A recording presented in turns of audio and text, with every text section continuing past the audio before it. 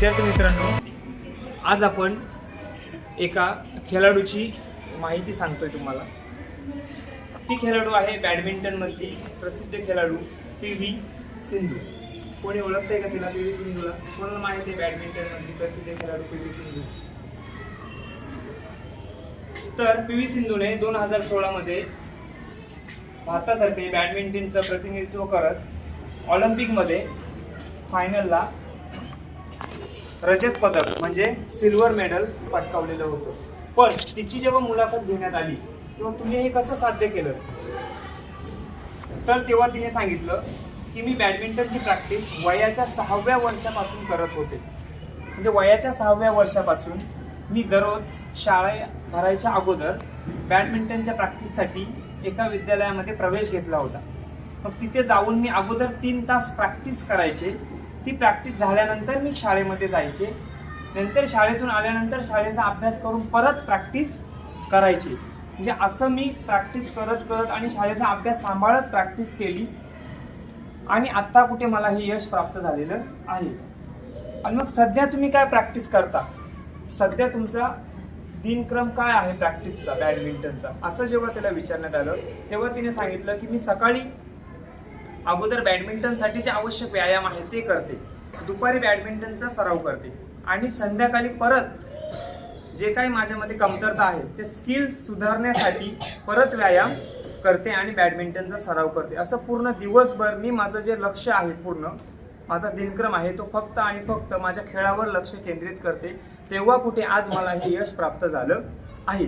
म्हणजे जर आपल्याला यशस्वी व्हायचं असेल तर कुठेतरी एक्स्ट्रा काहीतरी करण्याची गरज आहे, जादा काहीतरी करण्याची गरज आहे। तर आपल्यामध्ये मेहनत पाहिजे, जिद्द पाहिजे आणि प्रचंड आत्मविश्वास पाहिजे। तर आज आपण आपल्या शाळेतील अशाच एका विद्यार्थिनीला भेटणार आहोत की जिने 2 वर्षापूर्वी इयत्ता 5वीच्या शिष्यवृत्ती परीक्षेमध्ये संपूर्ण नवी मुंबईमधून प्रथम येण्याचा मान पटकावलेला आहे। तर अशाच एका विद्यार्थिनीला म्हणजे आपल्या शाळेतील विद्यार्थिनी तनुश्री टावरे हिला आपण भेटणार आहोत।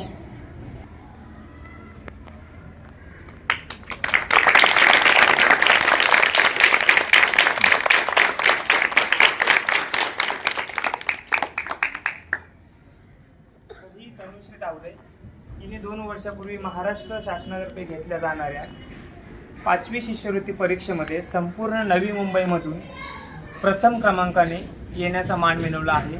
तर तिने हे यश तिचं कसं संपादित केलं, की तिने हे यश मिळवताना काय गोष्टी केल्या, कशा पद्धतीने अभ्यासाचं नियोजन केलं, तर तेच आपण आज जाणून घेणार आहोत। तर तनुश्री, तुला शिष्यवृत्ती परीक्षेमध्ये ही परीक्षा द्यावी असं का वाटलं आणि तू परीक्षेचं नियोजन कशा पद्धतीने केलं?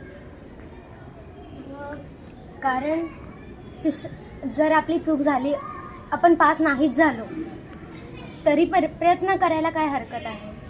म्हणून तेवढं जास्त ज्ञान मिळेल त्या गोष्टीचं, म्हणून मी ती परीक्षा दिली। म्हणजे तनुश्रीने ही परीक्षा का दिली? तर आपल्याला काहीतरी नवीन शिकायला मिळेल आणि जरी चुकलो तर त्या चुकीतूनही काहीतरी शिकायला मिळेल। ही परीक्षेचा सराव करत असताना, याचा अभ्यास करत असताना तुने संपूर्ण म्हणजे दिवसाचं तुझं अभ्यासाचं नियोजन कशा पद्धतीने होतं? तू संपूर्ण दिवसभरामध्ये कसा अभ्यास केला, की सकाळी उठल्यापासून ते रात्री झोपेपर्यंत आणि शाळेमध्ये पण या परीक्षेचा अभ्यास, या पद्धतीने कसं अभ्यासाचं नियोजन केलं तू? सकाळी मी 5 वाजता उठायचे आणि तिथून जे काही मराठीचे शब्दार्थ असतील, समानार्थी शब्द, विरुद्धार्थी शब्द पाठांतर करायचे, इंग्लिशच्या काही शब्द असतील, अपोजिट वर्ड, सिनोनिम्स वर्ड, ते पाठांतर करायचे। नंतर शाळेत जे प्रश्न आमचे व्हायचे त्याचे एकदा रिव्हिजन करायचे, ते प्रश्न पुन्हा सोडवायचे आणि तशाच प्रकारचे प्रश्न मी पण सोडवायचे। तर या परीक्षेचा अभ्यास करताना तुला असं वाटलं का हा कोणता विषय कठीण आहे म्हणून? मला मराठी हा विषय थोडा कठीण वाटत होता। तो विषयाचा अभ्यास तू कोणत्या पद्धतीने केलास? कठीण वाटत होता तर तीच मराठीत समानार्थी शब्द असतात, विरुद्धार्थी शब्द असतात, काही म्हणी असतात, ती मी पूर्ण नीट पाठांतर करायला लागले। सकाळी केलेलं पाठांतर खूप चांगलं असतं, तसंच मी सकाळी उठून पहिला पाठांतर करायचे त्या गोष्टी। आणि खरं तर आपण जेव्हा परीक्षा देतो तेव्हा खूप आपल्यावर प्रचंड ताण असतो, तणाव असतो. पेपरचं त्या वेळेमध्ये सगळे प्रश्न सॉल्व करायचे असतात. तर तू तो ताणतणाव कसा हँडल केलास परीक्षेचा प्रत्यक्ष पेपर सोडवताना? जर कधी ताणतणाव आलाच तर 10 मिनिटं का होईना दिवसातून एकदा आम्ही ध्यान करायचं, योग साधना करायची, प्राणायाम. म्हणजे बघा, प्राणायाम करून तिने व्यायाम केला, प्राणायाम केलं की जेणेकरून ताणतणाव येणार नाही. तर आज सुद्धा आपल्या शाळेमध्ये इतरही इयत्ता 4थीचे विद्यार्थी आहेत, 5वीचे विद्यार्थी आहेत की जे यावर्षी शिष्यवृत्ती परीक्षेला बसलेले आहेत. तर त्यांना वेगळं असं करण्यासाठी तू जे काही यश संपादित केलेलं आहे, तर त्यांना तू काय सल्ला देशील की जेणेकरून त्यांना सुद्धा असंच तुझ्यासारखं यश मिळेल? मी असा सल्ला देईन की जी तुम्हाला गोष्ट जमत नाही आहे तिचा पूर्ण परत प्रयत्न करा. ती चुकते तोपर्यंत ती कशी बरोबर होईल, काय चुकतंय आपल्या त्यात, ते कसं बरोबर होईल त्याचा प्रयत्न करा, ते सोडवण्याचा प्रयत्न करा. बरोबर, practice makes man Perfect. Perfect. बरोबर, म्हणजे अशा प्रकारे तनुश्रीने हे केलेलं आहे की जी गोष्ट जर आपल्याला येत नाही तर जोपर्यंत ती आपण ती साध्य करत नाही, जोपर्यंत आपल्याला येत नाही तोपर्यंत आपण त्या गोष्टीचा परत प्रॅक्टिस केली पाहिजे, जास्तीत जास्त पाठांतर केलं पाहिजे. आणि तरच आपल्याला एक्स्ट्रा काहीतरी करून, वेगळं काहीतरी करून आपल्याला हे यश संपादित करता येऊ शकतं. हेच तनुश्रीच्या यशाचा रहस्य आहे असं आपल्याला कळतं. तर आताच आपण जाणून घेतलं की तनुश्रीने शिष्यवृत्ती परीक्षेचा अभ्यास कोणत्या पद्धतीने केलेला आहे, कशा प्रकारे नियोजन करून तिने संपूर्ण नवी मुंबईमधून प्रथम येण्याचा मान पटकावलेला आहे. तर तिच्या या यशाचे रहस्य जे आहे ते आहे तर तिने प्रचंड मेहनत घेतली, प्रचंड सराव केलेला आहे, परीक्षेचं चांगल्या पद्धतीने ताणतणावाचं व्यवस्थापन तिने केलेलं आहे. आणि सर्वात महत्त्वाची गोष्ट म्हणजे तिला आत्मविश्वास होता की मी सुद्धा पहिल्या नंबरने पास होणार आहे. तर प्रचंड मेहनत, जिद्द, आत्मविश्वास आणि आपण आपल्या परिस्थितीमध्ये एखादी समस्या आल्यानंतर ताणतणाव कसा हँडल करतो याचं आपल्यामध्ये असलेलं कौशल्य, हे जर आपण आत्मसात केलं तर आपण सुद्धा यशस्वी होऊ शकतो. तर तुम्ही सुद्धा यावर्षी याच प्रकारच्या शिष्यवृत्ती परीक्षेला सामोरं जाणार आहात. तर मी तनुश्रीला सांगू इच्छितो की यावर्षी 4थीच्या शिष्यवृत्तीच्या विद्यार्थ्यांना थोडंफार सल्ले देण्याचा प्रयत्न करा. तुम्ही ज्या आता परीक्षेत बसला आहात त्याचा पूर्ण प्रयत्न करा की तुम्ही त्या प्रथम क्रमांक मिळू शकाल. आणि प्रथम क्रमांकच नाही तर राज्यस्तरावर मेरिटमध्ये येण्याचा प्रयत्न करा. तर अशा प्रकारे तनुश्रीने सुद्धा तुम्हाला गोड शुभेच्छा दिल्या आहेत. तर सर्वांनी मिळून प्रयत्न करायचा आहे की तनुश्री दिदीचं उदाहरण घेऊन आपण तिच्या पद्धतीने तिने ज्या स्टेप्स फॉलो केल्या त्या जर स्टेप्स तुम्ही सुद्धा फॉलो केल्या तर नक्कीच हे यश तुम्हाला सुद्धा मिळू शकते. ह्याच प्रकारे आपण यश मिळवू शकतो की जे गुण तनुश्रीमध्ये आहेत तेच गुण आपण जर फॉलो केले, अवलंबले तर आपला यश हे नक्कीच आपलं आहे. आज आपल्यासोबत आहेत भरत पुरस्कार प्राप्त राज्यस्तरीय खेळाडू आपल्या शाळेतील आशिष गौतम. तर आशिष, तुला या खो खो खेळाची आवड कधीपासून निर्माण झाली? मला खो खोची आवड म्हणजे दुसरी तिसरीलाच आवड झालेली होती. त्यावेळी आमचे प्रताप सर होते, तिथं स्पर्धा व्हायची, 3 जानेवारी म्हणून स्पर्धा व्हायची. त्यावेळी प्रताप दादांनी आमची निवड केलेली होती, प्रताप सरांनी. त्या सरांनी आमची जेव्हा निवड केलेली तेव्हा आम्ही अशी म्हणजे चेअर स्पर्धा असायची. स्पर्धामध्ये 3 जानेवारीला स्पर्धा जो चालू व्हायची तेव्हा म्हणजे प्लेअर निवडायचे आणि क्लबमध्ये असं टाकायचे की जे चांगले प्लेअर खेळतात त्यांना एका साईडला ठेवायचे. तेव्हा ते म्हणजे आवड ते बघूनच असे समजायचं की खूप खेळायची इच्छा व्हायची. आणि खेळायला सुरुवात झाल्यानंतर तुझं रेग्युलर ट्रेनिंग कसं असायचं, दिवसभराचं नियोजन कसं असायचं खो खो खेळासाठी? खो खो खेळाचं नियोजन बोलण्यात पाहिजे तर सर आमचे जे प्रताप सर आहेत, सुप्रिय सर आहेत, ते खूप आम्हाला सपोर्ट केलेत.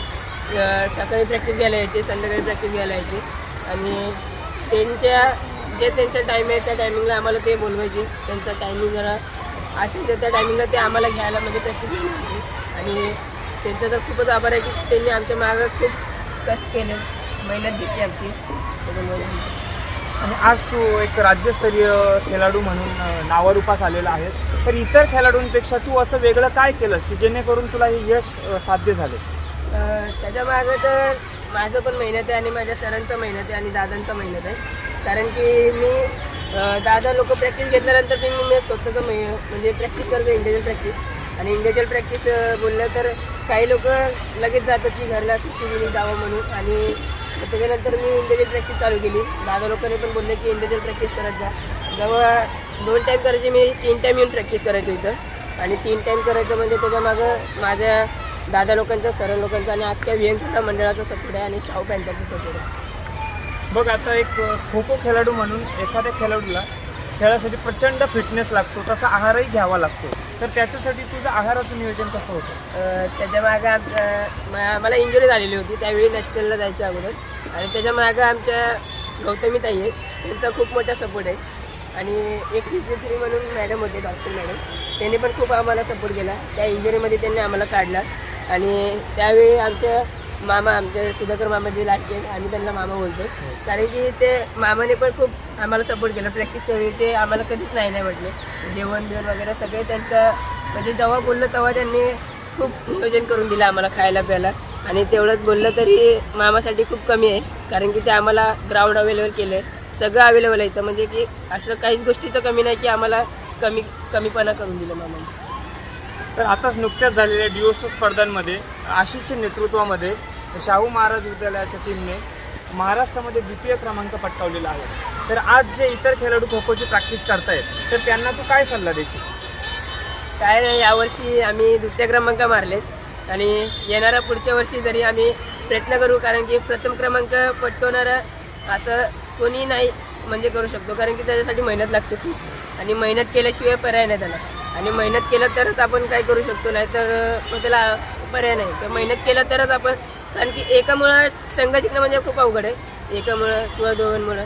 तर पाहिजे तर 15 जणांचा संघ आहे, आणि ही सांघिक खेळ आहे म्हटल्यावर तर सगळ्यांची जबाबदारी असते. त्याच्यामुळे आशिष, तुझे धन्यवाद खूप खूप, आम्हाला हे अमूल्य मार्गदर्शन केल्यामुळे. आज तुझी प्रेरणा घेऊन शाहू महाराज विद्यालयात जे विद्यार्थी खो खोची प्रॅक्टिस करतायत, ते तुझीच प्रेरणा घेऊन नक्कीच तुझ्याच नेतृत्वाखाली पुढच्या वर्षी डिओसो स्पर्धेमध्ये नक्कीच प्रथम क्रमांक पटकावतील, आणि तुझ्याचकडे बघून अनेक खेळाडू जे आहेत, तर असेच तुझ्यासारखे होण्याचा प्रयत्न करतील, तुझीच प्रेरणा घेऊन. थँक्यू. यशाचे रहस्य या उपक्रमातून आम्ही विद्यार्थ्यांच्या परिश्रम, आत्मविश्वास आणि चिकाटीचे सुंदर दर्शन घेतले. त्यांच्या प्रेरणादायी प्रवासातून आपल्याला सर्वांना शिकण्यासारखे खूप काही मिळाले. प्रत्येक यशामागे प्रयत्न, शिस्त आणि सकारात्मक दृष्टिकोन असतो, हाच या उपक्रमाचा खरा संदेश आहे.